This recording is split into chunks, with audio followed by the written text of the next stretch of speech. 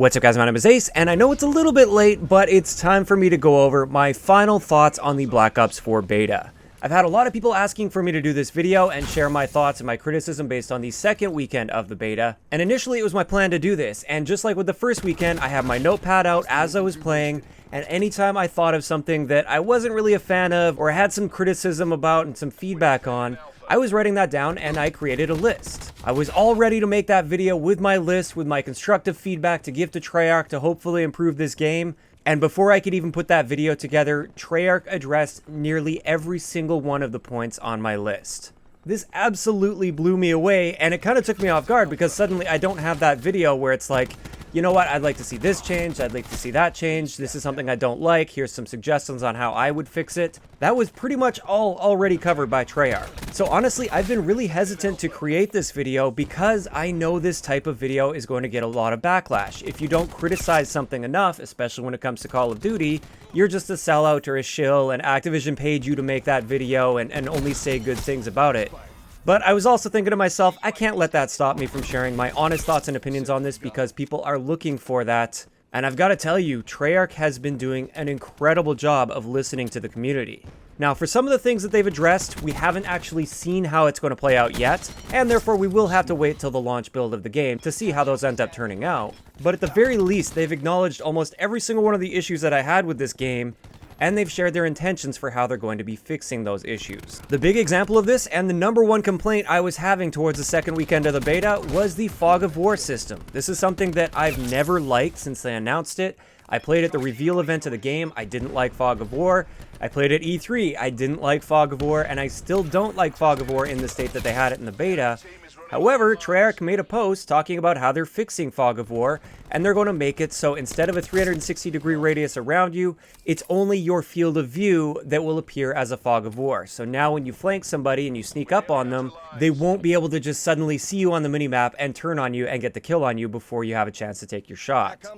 So that was actually going to be my main complaint, my main talking point on my beta feedback video. That's been completely addressed, and I like what they're doing with it as well. That's something that the community's been suggesting, and they're listening, and they're going to try it out, and we'll see how that plays out at launch. I think it's going to be a significant improvement over the current Fog of War system that we had in the beta, but like I said, maybe there will be room for tweaks when that comes out. We'll have to wait and see on that. Another thing that I had on my list that I was going to mention, and this is one of the bigger points, is the fact that when you die in the kill cam, you can no longer see what the enemy player is using. You can't see what perks they have, what gear they have. You can't see if they had like an acoustic sensor, and that's how they knew where you were coming from, and they suddenly turned around and shot you. That information is very important, not only for people to learn from players that are consistently beating them and find out what they're using and how they can use that to succeed, but also to figure out what's going on and how you can counter it. If they are using an acoustic sensor, then I can switch to a dead silence class.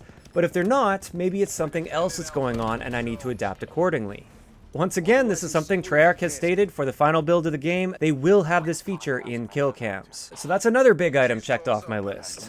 One of my biggest points from the first weekend of the beta that they didn't address for the second weekend of the beta, but they've now addressed, is their UI system, the menu system. The fact that you have to use that cursor on a console build of the game to control your menus. Within my feedback video for the first weekend of the beta, my suggestion was if they're not going to completely overhaul it, at least allow us to use the D-pad on top of using the cursor if we would like to. And they've confirmed in their post that that's what they're going to be doing for launch. So once again, another thing that I wasn't happy with in the game that's confirmed to be changing for launch. In addition to this, I guess I'll discuss a few of the things that I wasn't a fan of in the first weekend of the beta that they actually fixed for the second weekend of the beta. Just kind of blasting through this briefly. Armor, they made an adjustment to the armor where it still technically behaves the same as before or very similar, where it's going to soak up one extra bullet and take one extra bullet to kill, at least in 99% of situations. While it still does that in the second weekend of the beta, the perception of it is a lot better. Instead of your first shot only dealing 1 damage regardless of what gun you were using, now you actually deal a percentage of damage. So the perception of it has changed, and it doesn't feel nearly as bad fighting an armored user.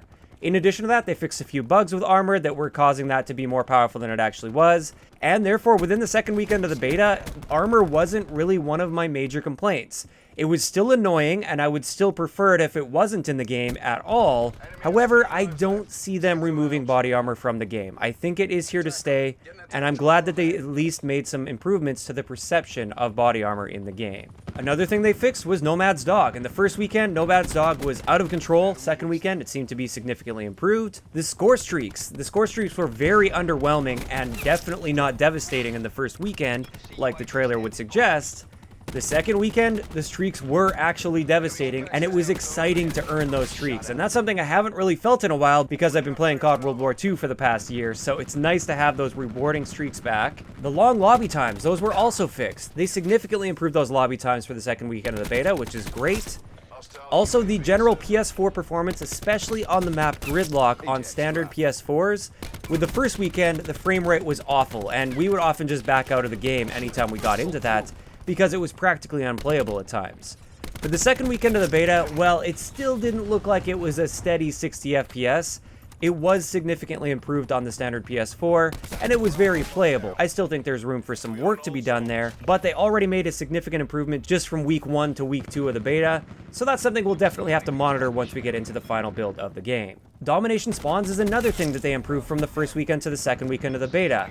I absolutely dreaded playing Domination in the first weekend of the beta, but within the second weekend, even though I was still running into some funky spawns here and there and it still needs some work, it was significantly better than the first weekend, so they made progress in that area.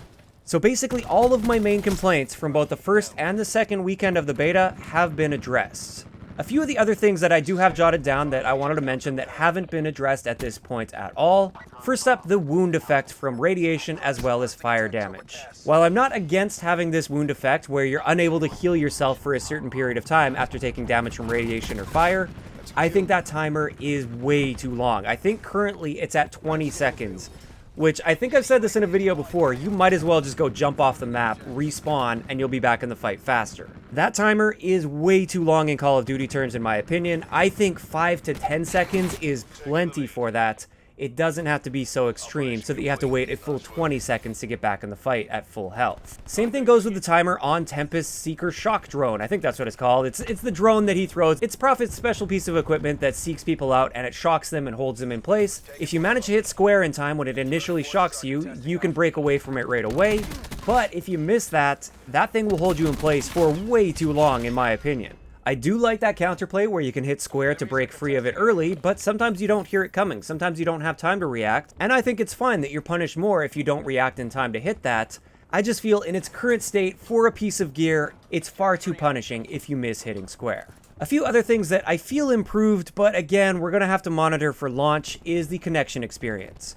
On average throughout both weekends actually, my connection was quite solid. It felt good. There was definitely some latency from time to time, and I was checking my NetDuma frequently, and a lot of times it was putting me on an East Coast server, even though I live on the western part of Canada. But even when I was put on those East Coast servers, it wasn't too bad. It wasn't too noticeable. There was a bit of latency, but it wasn't the type of thing where every one of my deaths was clearly caused by latency. Now, having said this, there were a lot of situations where there was just that one player or those two players in a match that seemed like they were pretty much invincible. I couldn't get a kill on them. And it's not that I want to take away from their skill, because obviously they were skilled players as well, but it was also very clear that they had a noticeable connection advantage, and it made them pretty much untouchable. Obviously, this is something that I hope will improve. There's always room for improvement when it comes to matchmaking and connection quality. So, like I said, we'll have to see how it performs at launch, but overall, it was pretty solid for the entire beta, for me at least. And that's pretty much it. Those are my primary complaints at this point. The ones that weren't addressed by Treyarch, admittedly, aren't really that big of a deal. Like, if they never reduce the timer on that wound effect, yeah, that'll lead to some frustrating situations, but they'll be relatively few and far between. I can get over that. It's not game-breaking by any means, not even close to game-breaking. So I've just got to say, at least in my opinion, it's going to be an excellent year of Call of Duty. I realize the game has changed quite a bit from what we're used to with Call of Duty, and there is a lot of adaptation that's required for this.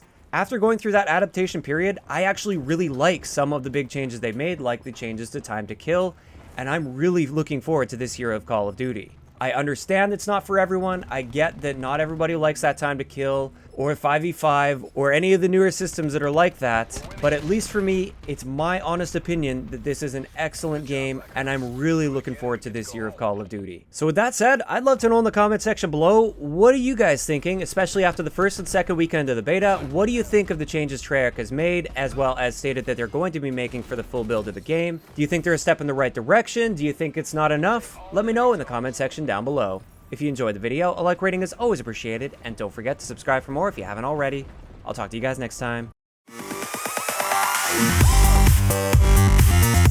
Yeah.